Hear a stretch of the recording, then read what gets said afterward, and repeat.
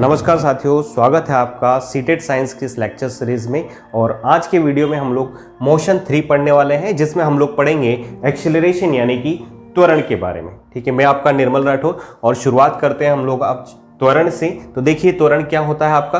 त्वरण जो है rate of change of velocity with respect to time, यही क्या होता है, त्वरण होता है। हिंदी में अगर कहा जाए तो वेग में परिवर्तन की दर को हम लोग त्वरण कहते हैं, यानी कि समय के साथ किस तरह से किसी भी ऑब्जेक्ट के वेग में परिवर्तन हो रहा है। ठीक है, वो परिवर्तन और समय का जो अनुपात है वही क्या कहलाता है, आपका त्वरण कहलाता है। तो अगर यहाँ पर इसका फॉर्मूला निकालने जाए तो फॉर्मूला क्या हो जाएगा, एक्सेलरेशन यानी कि त्वरण जो है आपका वो होगा change in velocity divided by time.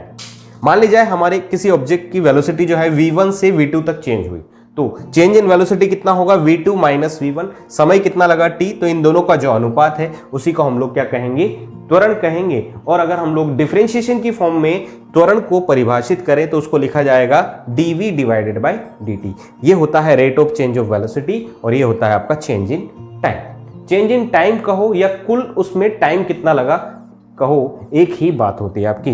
तो एक्सेलरेशन की अगर बात की जाए तो क्या होगा, change in velocity divided by time या dv डिवाइडेड बाय dt। अब यहां से अगर हम लोग इसके मात्रक की बात करें, यूनिट की बात करें, तो त्वरण का मात्रक क्या हो जाएगा। देखिए वेलोसिटी का जो मात्रक है वो होता है मीटर पर सेकेंड, और उसमें हम लोग फिर से टाइम से डिवाइड कर रहे हैं तो डिवाइडेड बाय फिर से सेकेंड आ जाएगा। तो एक्चुअल में इसको क्या लिखा जाएगा, मीटर पर सेकेंड स्क्वायर।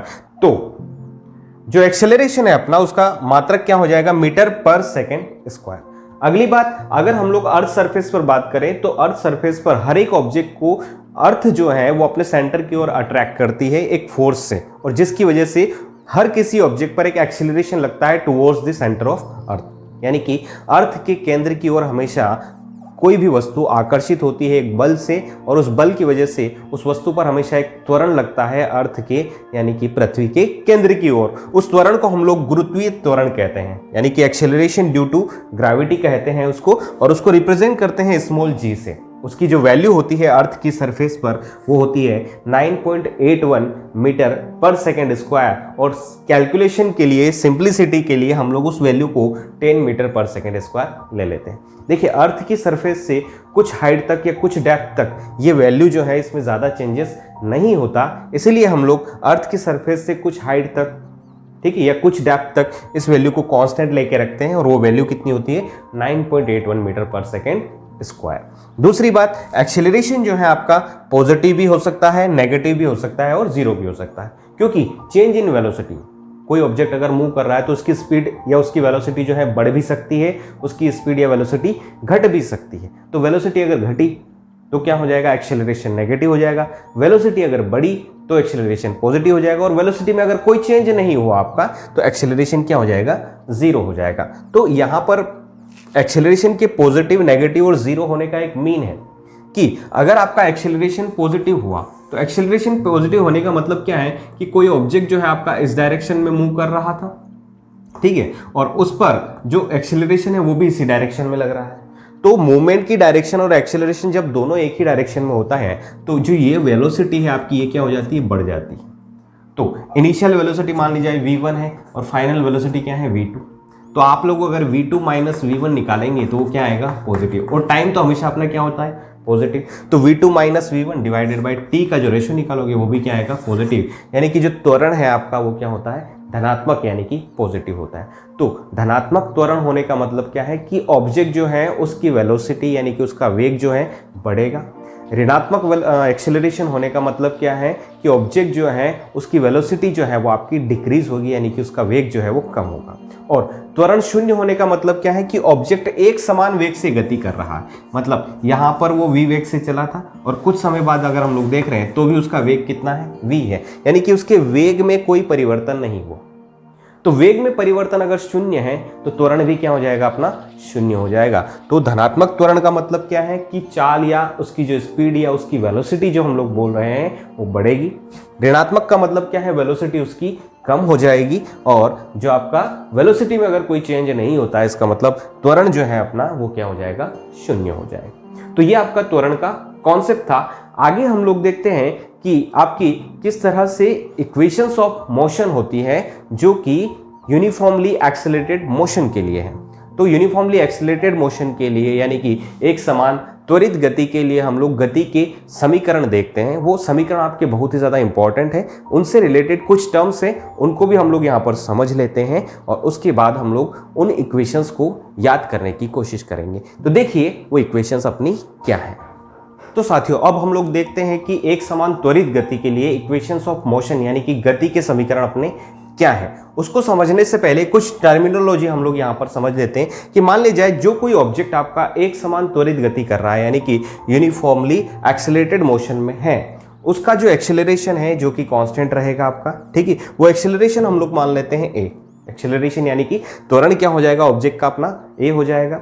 जब ऑब्जेक्ट स्टार्ट करता है अपना मूवमेंट तो उसकी इनिशियल यानी कि प्रारंभिक वेग जो है उसका वो क्या हो जाएगा यू, उसका अंतिम वेग यानी कि फाइनल वेलोसिटी जो है वो हो जाएगा v, और जो आपका t टाइम में किसी समय t में, t यहाँ पर टाइम है आपका, वो जो डिस्प्लेसमेंट तय करता है वो डिस्प्लेसमेंट क्या है आपकी s है। तो यहाँ पर s डिस्प्लेसमेंट होगा, t टाइम होगा आपके फॉर्मूले में, u जो है वो इनिशियल वेलोसिटी होगी, v फाइनल वेलोसिटी और a आपका क्या होगा एक्सेलरेशन होगा। तो इन्हीं के बेसिस पर हम लोग क्या करेंगे इक्वेशंस ऑफ मोशन से यहाँ पर देखेंगे। तो पहली अपनी गति की समीकरण यानी कि इक्वेशन ऑफ मोशन क्या रहेगी कि जो v रहेगा वो रहेगा v is equal to u plus a t. v क्या है अंतिम वेग जो होगा प्रारंभिक वेग प्लस त्वरण इंटू समय हो जाएगा आपके पास में। और अगर हम लोग दूसरी इक्वेशंस ऑफ मोशन की बात करते हैं तो वो विस्थापन के लिए है। जो विस्थापन है अपना वो क्या रहेगा s is equal to u t plus 1/2 a t square रहेगा। तीसरी बात जो आपका v स्क्वायर है वो क्या रहेगा u square plus 2a s के इक्वल रहेगा। एक बात और आपको यहाँ पर याद रखनी है कि यहाँ पर आप लोगों को जो सैम्बल्स हैं, ठीक है, जैसे त्वरण पॉजिटिव है तो उसको पॉजिटिव ही रखना है, वेलोसिटी पॉजिटिव है तो पॉजिटिव रखना है, नेगेटिव है तो उसको नेगेटिव ही रखना है। यानी कि आपको साइंस का खास करके ध्यान यहाँ पर रखना पड़ेगा कि इक्वेशंस ऑफ मोशंस जो है ऑब्जेक्ट की किस तरह से हो रही है। और एक बात इसके लिए खास करके याद रखिएगा कि अगर हम लोग ऑब्जेक्ट को इस डायरेक्शन में मूव करवाते हैं यानी कि वस्तु की गति की दिशा और अगर उसके त्वरण की दिशा समान होती है, ठीक है, तो दोनों के चिन्ह जो है आपको एक जैसे ही लेना है। अगर गति की दिशा अलग है, त्वरण की दिशा अलग है, तो एक को आपको पॉजिटिव लेना है, दूसरे को आपको क्या लेना है नेगेटिव लेना है। बाकी ये जो कॉन्सेप्ट है आपके कुछ हम लोग क्वेश्चंस यहाँ पर सॉल्व करेंगे, उनके बेसिस पर आपको क्लियर हो जाएंगे, ठीक है। इसके अलावा इन्हीं पर बेस्ड हम लोग, ठीक है, मोशन अंडर ग्रेविटी भी देखेंगे, गुरुत्व के अधीन गति कहते हैं उसको देखेंगे। तो वहाँ पर ये फॉर्मूले कुछ आपके क्या हो जाएंगे चेंज हो जाएंगे और वहाँ पर हम लोग कुछ और नई चीज़ें सीखेंगे, ठीक है, जो हमारे काम में आएगी। तो उम्मीद करता हूँ ये चीज़ें आप लोगों को क्लियर होगी। अब बढ़ते हैं हम लोग कुछ एग्जांपल्स की ओर ताकि हमारे ये कॉन्सेप्ट जो है, ठीक है, इक्वेशंस ऑफ मोशंस के जो कॉन्सेप्ट हैं वो क्लियर हो जाए। तो देखिए अब आगे। तो बच्चों इक्वेशंस ऑफ मोशंस के कॉन्सेप्ट को समझने के लिए हम लोग एक क्वेश्चन यहाँ पर सॉल्व करते हैं। और क्वेश्चन क्या है वो आप लोग यहाँ पर देखिए कि एक वस्तु विराम अवस्था से 5 मीटर पर सेकंड स्क्वायर के त्वरण से गति प्रारंभ करती है तथा 4 सेकंड तक गति करती है। तो ज्ञात करना है आपको, पहला प्रारंभिक वेग निकालना है उसका, दूसरा अंतिम वेग, तीसरा उसका विस्थापन निकालना है 4 सेकंड में, और चौथा क्या है 2 सेकंड बाद वस्तु का वेग निकालना है। तो ये चारों चीजें आप लोगों को कैलकुलेट करनी है, ठीक है। अगर आपको हिंदी में समझ में नहीं आता तो इंग्लिश में देखिए। एक ऑब्जेक्ट जो है आपका वो क्या करता है रेस्ट स्टेट से आपकी मोशन को स्टार्ट करता है एक एक्सेलरेशन के साथ में, और एक्सेलरेशन क्या है आपका 5 मीटर पर सेकेंड स्क्वायर, ठीक है, तथा वो मूव करता है अप टू 4 सेकेंड तक मूव करता है। तो आपको क्या निकालना है उसकी इनिशियल वेलोसिटी निकालनी है, फाइनल वेलोसिटी निकालनी है, उसका डिस्प्लेसमेंट निकालना है टोटल 4 सेकेंड में, और आफ्टर 2 सेकेंड उसकी वेलोसिटी निकालनी है। तो ये चीजें आप लोगों को निकालना। अब देखिए इक्वेशंस ऑफ मोशन हमारे पास में 3 है। तो पहला जो है वो क्या है वेलोसिटी फाइंड आउट करने के लिए है और वो है v is equal to u plus a t. अब यहाँ पर हमें आइडिया है कि v जो है फाइनल वेलोसिटी है, u आपकी इनिशियल वेलोसिटी है, a आपका एक्सेलरेशन और t क्या है आपका टाइम है। तो सबसे पहले आपको इक्वेशंस को देखना है और इक्वेशन को देखने के बाद में आपको पता करना है कि कौन कौन सी चीजें आपके नॉलेज में है। तो जब हम लोग इक्वेशन को देखते हैं यहाँ पर या क्वेश्चन को देखते हैं तो हमें यहाँ पर पता चलता है कि एक्सेलरेशन जो है वो कितना है 5 मीटर पर सेकेंड स्क्वायर यानी कि कांस्टेंट है। एक्सेलरेशन क्या है अपना कांस्टेंट है, यानी कि इक्वेशंस ऑफ मोशन हम लोग यहाँ पर यूज में ले सकते हैं क्योंकि त्वरण जो है वो क्या है नियत है यानी कि कांस्टेंट है। दूसरी बात जो ऑब्जेक्ट है वो क्या लिखा है एक वस्तु विराम अवस्था से गति प्रारंभ करती है। विराम अवस्था से अगर कोई भी ऑब्जेक्ट मूव करेगा यानी कि रेस्ट स्टेट से स्टार्ट करेगा तो उसकी इनिशियल वेलोसिटी कितनी हो जाएगी 0।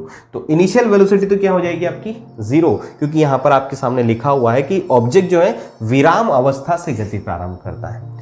अगली बात क्या है कि टोटल टाइम जो है उसके मूवमेंट का वो कितना है 4 सेकेंड। तो आपको टाइम पता है, आपको u पता है और आपको t पता है, तो हम लोग वेलोसिटी यहाँ पर यानी कि फाइनल वेलोसिटी निकाल सकते हैं। v क्या होगा u plus at।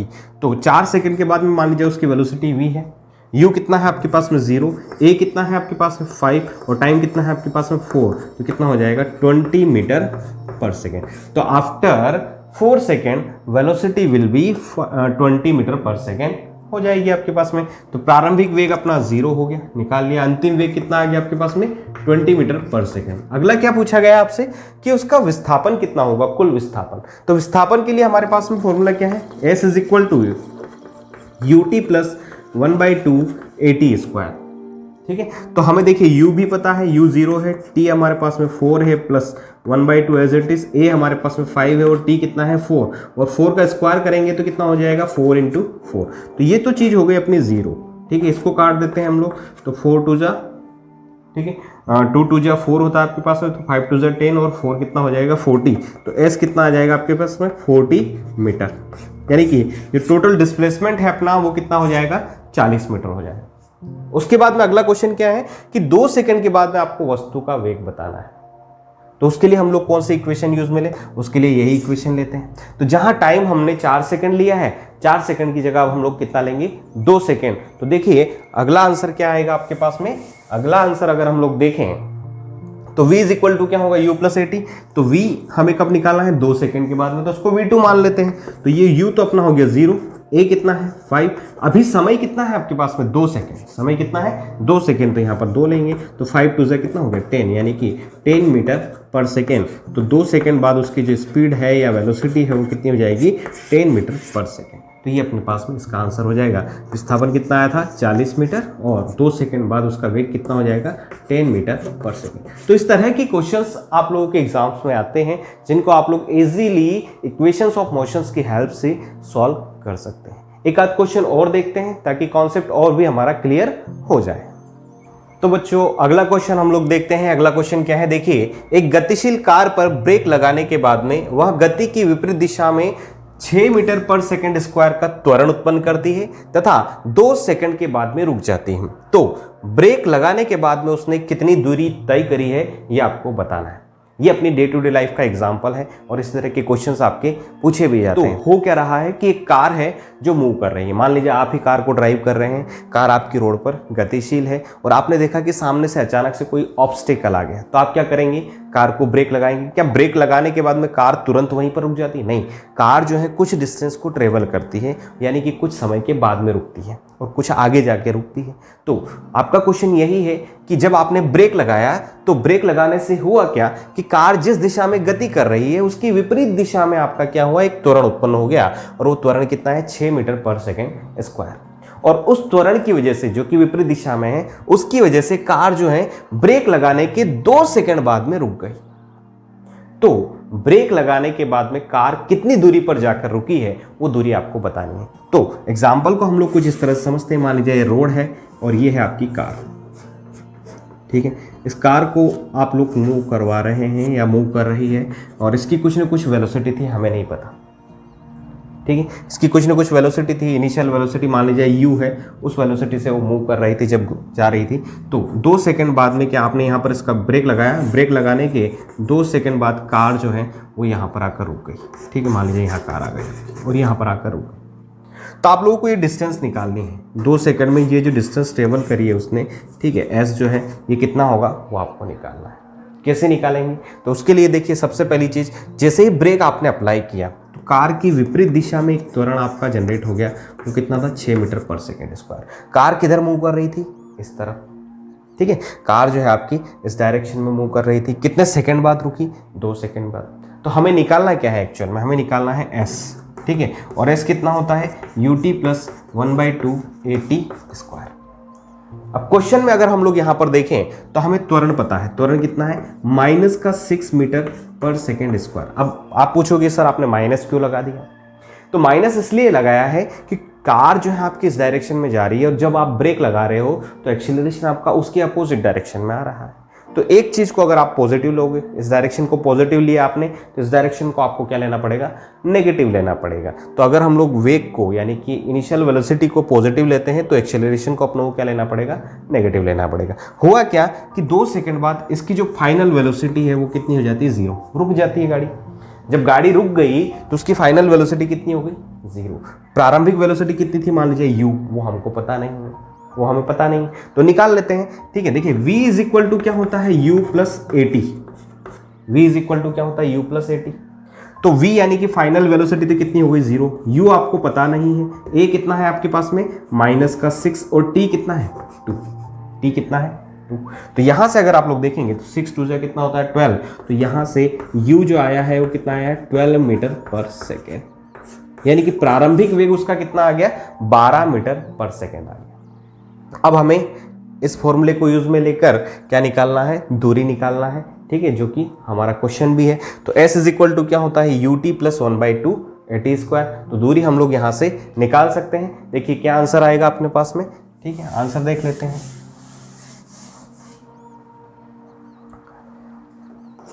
s is equal to क्या होगा, ut प्लस 1/2 AT²। या फिर दूसरा फॉर्मूला भी है हमारे पास में, दूसरा क्या है, v² is equal to u² plus 2as। आप चाहे तो ये भी फॉर्मूला यूज में ले सकते हैं, आप चाहे तो ये भी यूज में ले सकते हैं, क्योंकि हमारे पास में जितनी भी जानकारी है सारी की सारी यहाँ पर अवेलेबल है। तो v कितना है अपने पास में, 0। इस वाले फॉर्मूले से देख लेते हैं, v 0 है, u कितना है 12, तो ये हो जाएगा 12 का स्क्वायर प्लस 2, a कितना है -6, s हमें निकालना है, तो s को हम लोग एज इट इज निकाल देते हैं यहाँ पर। तो ये कितना हो जाएगा, 12 का स्क्वायर, ठीक है, is equal to 6 into 2 into 6 कितना होगा, 12। ये इधर आएगा तो माइनस का होगा, माइनस से माइनस कैंसिल हो जाएगा, तो ये 12s हो जाएगा। 12 से एक 12 कैंसिल, तो s कितना आ जाएगा आपके पास में, 12 मीटर। यानी कि ब्रेक लगाने के बाद में कार जो है आपकी कम से कम 12 मीटर की डिस्टेंस ट्रेवल करेगी और उसके बाद में रुक जाएगी।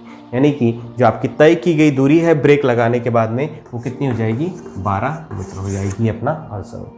ये आंसर आप लोग इस फॉर्मूले की हेल्प से भी निकाल सकते हैं। देखिए यहाँ पर u को 12 लेना है, t को आपको 2 सेकेंड लेना है, ठीक है, 1/2 a को -6 लेंगे और t कितना लेंगे आप लोग, 2 लेंगे। तो यहाँ से भी जब आंसर निकालेंगे आपका, तो वो भी कितना आएगा, 12 मीटर ही आएगा। तो इस तरह से हम लोग इस टाइप के क्वेश्चंस को सॉल्व करते हैं। उम्मीद करता हूँ ये क्वेश्चन आपको क्लियर होगा और कॉन्सेप्ट भी आप लोगों को क्लियर होगा। फिर भी अगर कोई डाउट रह गया हो तो आप लोग कमेंट सेक्शन में कमेंट कर सकते हैं, मुझसे पूछ सकते हैं। आज की क्लास में इतना ही पढ़ते हैं, बाकी की चीज़ें हम लोग नेक्स्ट क्लास में पढ़ेंगे। Okay, thank you.